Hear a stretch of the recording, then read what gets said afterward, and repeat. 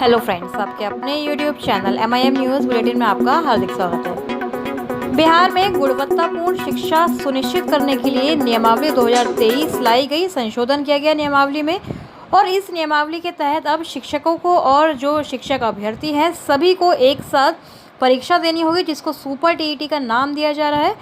BPSC द्वारा ये विज्ञापन जो है जारी किया जाएगा परीक्षा का, और इसका जो परीक्षा पैटर्न क्या होगा, सिलेबस क्या होगा और इसकी जो तिथि है, एग्ज़ाम डेट, पॉसिबिलिटीज़ वो क्या हो सकती हैं, सारी इस जानकारी आपको इस वीडियो में जानने को मिलेगी। साथ ही जो रिक्तियां हैं वह भेजी जा रही हैं हर ज़िले से, केवल 7 ज़िले बाकी हैं।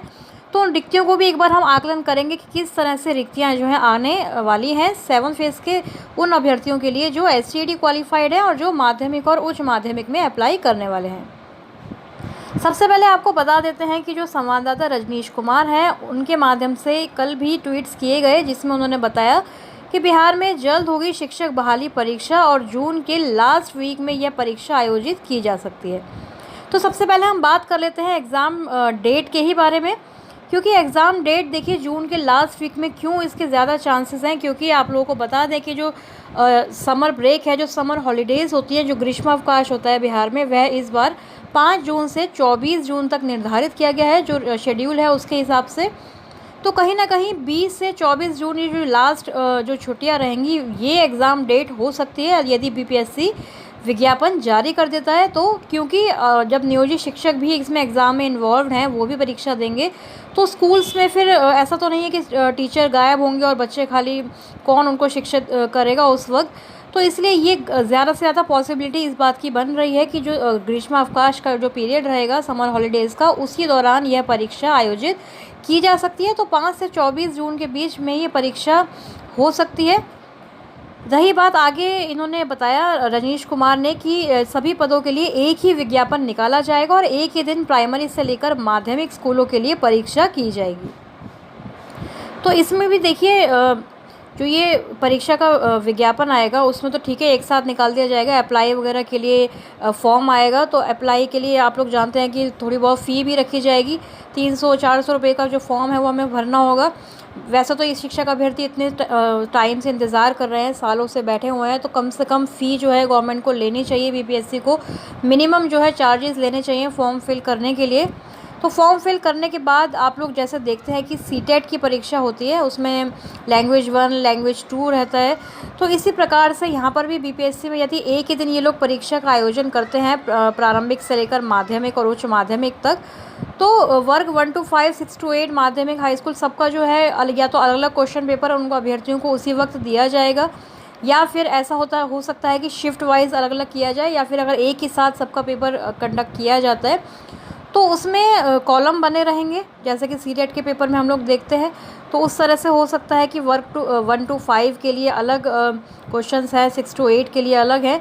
और रही बात फिर नेगेटिव मार्किंग की, तो इन्होंने बताया है रजनीश कुमार ने कि नेगेटिव मार्किंग का भी प्रावधान नहीं होगा। पहले भी जो न्यूज़पेपर कटिंग आई थी उसमें हमने देखा था कि 100 अंकों की परीक्षा होगी, नेगेटिव मार्किंग का प्रावधान नहीं होगा। और मई के पहले हफ्ते में ये जो BPSC है ये सिलेबस भी जारी कर सकता है। तो ये सिर्फ ये थोड़े से ही दिन बचे हैं, ये कहें कि अप्रैल का लास्ट वीक बचा है, इसमें सारी रिक्तियाँ वगैरह जो हैं शिक्षा विभाग कलेक्ट करके BPSC को भेज रहा है।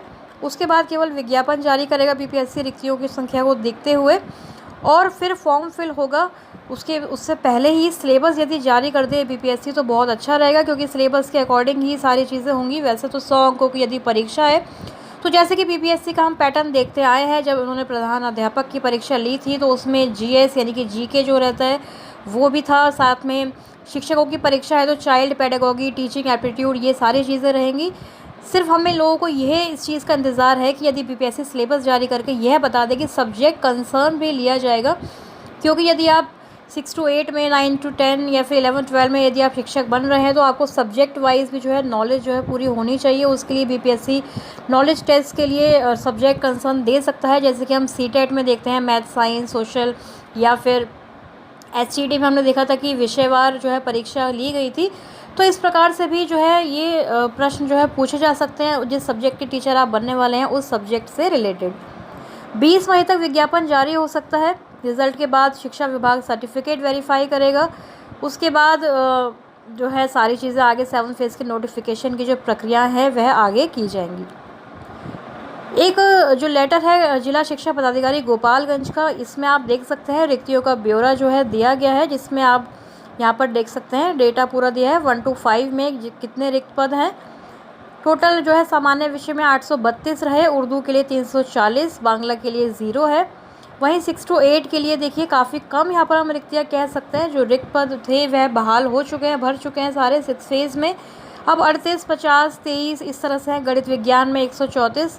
तो यानी कि 6 to 8 में यदि हम देखें तो रिक्तियाँ जो है पहले से तो काफ़ी ज़्यादा है, लेकिन इस बार जो और मार्च तक इन्होंने ऐड करने के लिए कहा था, तो उसका पूरा डेटा जो है हर डिस्ट्रिक्ट वाइज भेजा जा रहा है।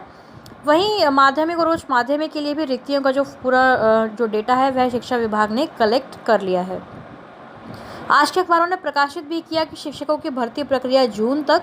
शिक्षा विभाग में ब्लूप्रिंट यानी कि जो खाका है वह तैयार है। बीपीएससी की अधियाचना जो है जल्द ही की जाएगी। नई नियमावली के तहत शिक्षकों की भर्ती का जो पूरा ब्लूप्रिंट है वह तैयार है। जून में शिक्षकों की नियुक्ति को लेकर बीपीएससी यानी कि बिहार लोक सेवा आयोग विज्ञापन निकालने की तैयारी में है। तो यहाँ पर उन्होंने जून का जो है यहाँ पर हवाला दिया है, जबकि कल रजनीश कुमार ने बताया कि जून में परीक्षा हो सकती है। वेतन निर्धारण को लेकर भी कवायद जारी है। वेतन का जो पूरा अभी है ब्यौरा जो है वो अभी नहीं बताया गया है नियमावली में, कितना वेतन रहेगा। इसको लेकर सेवा शर्तों को लेकर सामान्य प्रशासन विभाग से भी परामर्श विमर्श किया जा रहा है। अपर मुख्य सचिव दीपक कुमार सिंह ने उच्च विद्यालयों में प्रधानाध्यापक नियुक्ति से संबंधित शेष रिक्त पदों के लिए भी जो उप निदेशक हैं उनसे रोस्टर क्लियरेंस करने को कहा है। जिन जिलों से रिक्तियां नहीं आई थी वह जिले भी इस हफ्ते के अंदर जो है सारी रिक्तियां भेज देंगे। फिर रोस्टर के अनुसार तैयार करने के लिए जिलों को ये सारी जो चीज़ें हैं भेजी जाएंगी। इसके बाद शिक्षा विभाग रिक्तियों को अंतिम रूप देकर नियुक्ति के लिए अधियाचना बीपीएससी को भेज देगा और उसी आधार पर बीपीएससी नियुक्ति के लिए वैकेंसी निकालेगा। तो ये करीब 2 लाख से अधिक शिक्षकों की बहाली को लेकर मंथन अभी चल ही रहा है। शिक्षा विभाग और बीपीएससी के बीच में बैठक भी हुई थी, हम लोगों ने देखा था, और नियुक्ति की पूरी प्रक्रिया को बीपीएससी द्वारा समझ लिया गया है। अब केवल बीपीएससी को रिक्ति भेजने का जो काम है वह शेष रह गया है। उसके बाद बीपीएससी परीक्षा के लिए विज्ञापन जारी करेगा। फॉर्म फिल होंगे, अप्लाई करना होगा, जिसमें नियोजित शिक्षक भी शामिल होंगे, साथ ही शिक्षक अभ्यर्थी भी जो पिछले 3-4 साल से बहुत ज़्यादा इंतज़ार में है, सभी जो है फॉर्म फिल करेंगे और एक साथ ही परीक्षा का आयोजन किया जाएगा। तो जैसा कि मैंने आपको बता दिया कि 100 अंकों की यदि परीक्षा होती है तो उसमें जीके, जीएस वगैरह, टीचिंग एप्टीट्यूड, चाइल्ड पेडागोगी जिसे सीडीपी कहा जाता है, तो ये सारी चीज़ें जो है आप लोग अभी से ही पढ़ना शुरू कर दें। जो भी शिक्षक अभ्यर्थी हैं या जो नियोजित शिक्षक हैं, यदि वे नियमित होना चाहते हैं, राज्यकर्मी का दर्जा पाना चाहते हैं, तो अभी से ही हमें तैयारियाँ शुरू कर देनी है। एक तरफ तो ये सारी चीज़ें चल रही हैं, वहीं दूसरी तरफ 25 अप्रैल को शिक्षक जो है धरना प्रदर्शन भी करने वाले हैं। पूर्णिया की ये खबर आज के अखबारों में प्रकाशित हुई है। 25 अप्रैल यानी कि 2 दिन बाद आज से 8 सूत्रीय मांगों को लेकर सभी प्रखंडों में शिक्षक काला बिल्ला लगाकर प्रदर्शन करेंगे। नियोजित शिक्षकों को राज्यकर्मी का दर्जा नहीं मिलने पर आयोजन किया जाएगा।